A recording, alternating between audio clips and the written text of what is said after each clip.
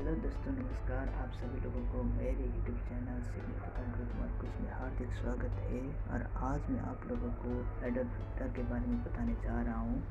Adolf Hitler का जन्म 20 अप्रैल 1999 में हुआ था और 30 अप्रैल 1945 को खुद को गोली मारकर उन्होंने आत्महत्या की थी। वो एक ऑस्ट्रिया में जन्मित जर्मन राजनेता थे जो 1933 से 1945 तक जर्मन के तानाशाह था।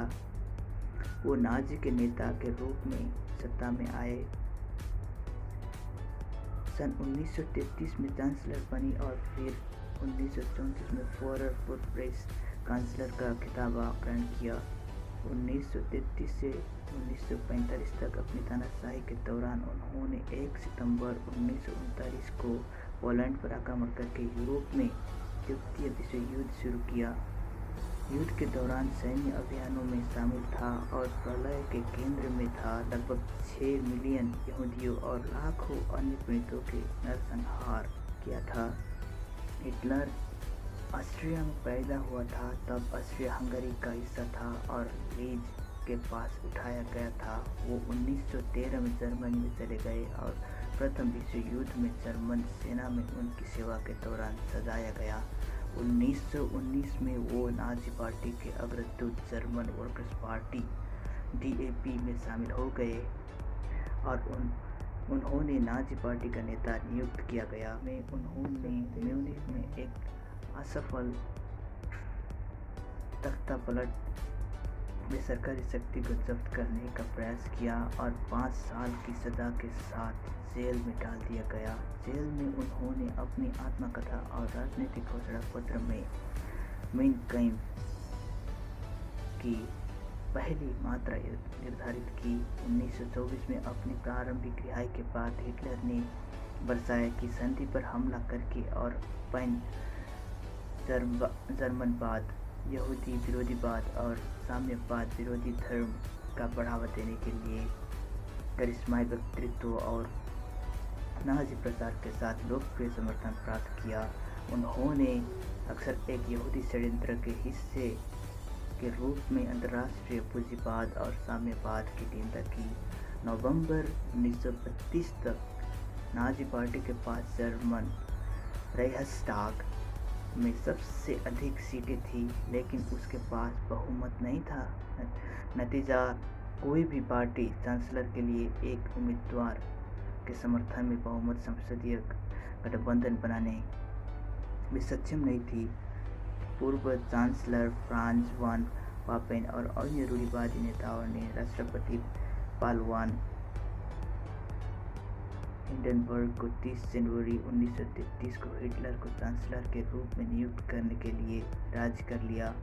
कुछ ही समय बाद राइक्सटैग के 1961 के सक्षम अधिनियम के पारित कर दिया, जिसने बीमार गणराज्य को नाजी जर्मनी में बदलने की प्रक्रिया शुरू की।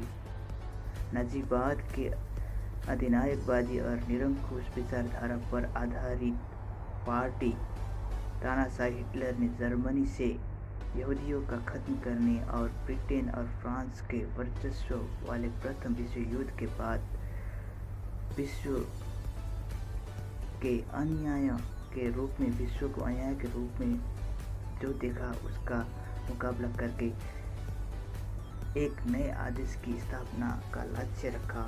सत्ता में उनके पहला 6 वर्षों में ग्रेट डिप्रेशन से तेजी से आर्थिक सुधार हुआ। प्रथम विश्व युद्ध के बाद जर्मनी पर लगाए गए प्रतिबंधों का उन्मूलन और लाखों जातीय जर्मनों द्वारा बसे क्षेत्रों का विनाश हुआ, जिसने उन्हें बहुत लोकप्रिय समर्थन दिया। हिटलर ने पूर्वी यूरोप में जर्मन लोगों के लिए लेबेनसरम की मांग की और उनकी आक्रामक विदेशी नीति का यूरोप में द्वितीय विश्व युद्ध का प्राथमिक कारण माना जाता है। उन्होंने बड़े पैमाने पर पुनरुद्धार का निर्देशन किया और 1 सितंबर 1939 को पोलैंड पर आक्रमण किया, जिसका परिणाम स्वरूप ब्रिटेन और फ्रांस ने जर्मनी पर युद्ध की घोषणा की।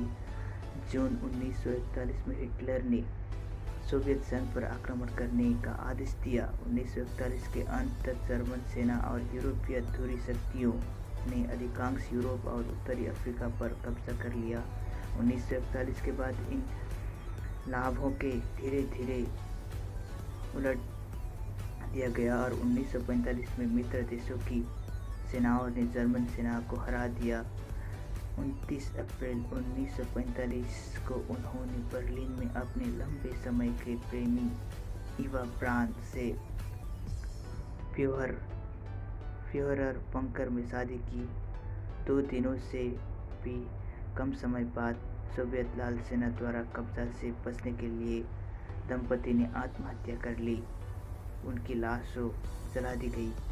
इतिहासकार और जीवनी लेखक इयान केसरफ ने हिटलर को आधुनिक राजनीतिक बुराई का अवतार बताया है। हिटलर के नेतृत्व और नस्लीय रूप से प्रेरित विचारधारा के तहत नाजी शासन लगभग 6 मिलियन यहूदियों और लाखों अन्य पीड़ितों के नरसंहार के लिए जिम्मेदार था, जिन्हें उन्होंने और उनके अनुयायियों ने सामाजिक अवांछनीय माना। हिटलर और नाजी शासन भी अनुमानित 19.3 मिलियन नागरिकों और युद्ध के कैदियों की हत्या के लिए जिम्मेदार थे। इसके अलावा यूरोपीय थिएटर में सैन्य कार्रवाई के परिणामस्वरूप 28.7 मिलियन सैनिक और नागरिकों मारे गए। द्वितीय विश्व युद्ध के दौरान मारे गए नागरिकों की संख्या में अभूतपूर्व थी और हताहतों की संख्या इतिहास